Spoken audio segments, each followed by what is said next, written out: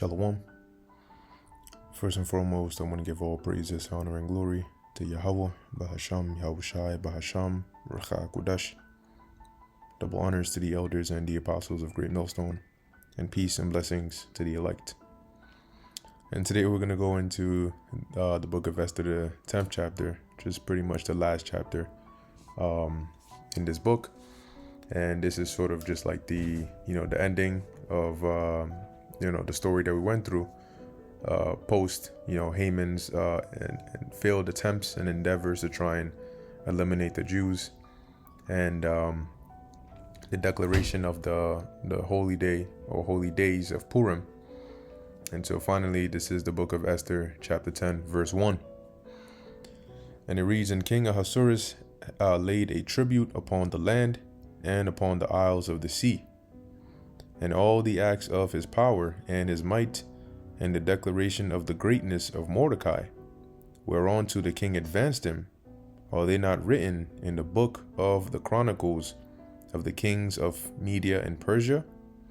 Now, interestingly enough, of course, if you go and look up in the secular history, what oftentimes they'll try to do is they'll try to downplay the book of Esther and as though it's a fictional book, it's non-canonical, but best believe it is non-fictional, right? And there's a great chance that a lot of these records that, the chronicles here, some of those records that were found, obviously are not everyone is released to the public. So as far as the public mind knows, or they look up, maybe they say they don't find any records, but that doesn't mean that records don't exist. We're dealing with history here, right?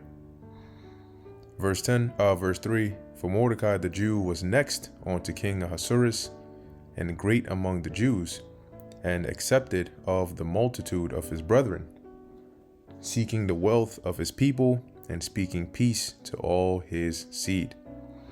All right, and that's pretty much the story there. Now, there's a bit more here, going back to the editions of Esther, chapter 10. So this was the very beginning, the first chapter of the editions of Esther, from verse 4, as they have it formatted here, down to verse 13, right? So you see how this verse 4, right, as we keep on reading here, really is like a continuation of this editions of Esther, chapter 10, because this ends at verse 3, right? So it says here, "Then Mordecai said, God hath done these things. For I remember a dream which I saw concerning these matters, and nothing thereof hath failed." And remember, we went over that dream, which I think was in additions to Esther chapter 11, right? This chapter here. About the two great dragons. But like I mentioned before, the editions of Esther are not in chronological order, right? And that's why throughout this chapter or this book of Esther, I had to sort of read and jump here to put it in the chronological order for you. So, continuing, editions of Esther chapter 10, verse 5, "For I remember a dream which I had concerning these matters, and nothing thereof hath failed. A little fountain became a river, and there was light, and the sun, and much water. This river is Esther, whom the king married and made queen." And this is basically the interpretation of the vision that Mordecai saw in additions to Esther chapter 11.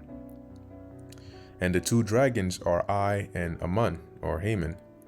And the nations were those that were assembled to destroy the name of the Jews." So at this point, Mordecai understood what the vision that he received meant, because it had been fulfilled.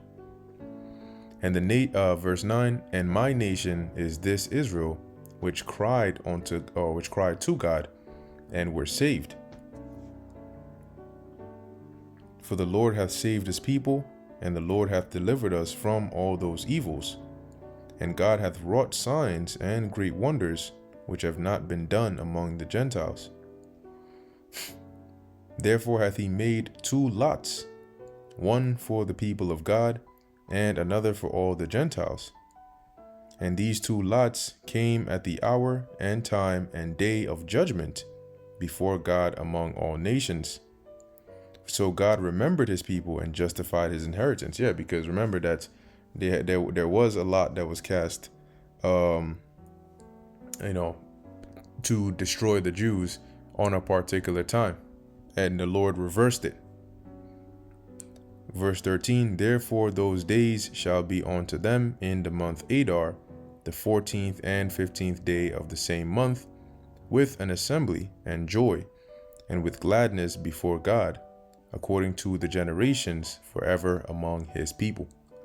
And that brings us to the end of the book of Esther. So there's some context for you.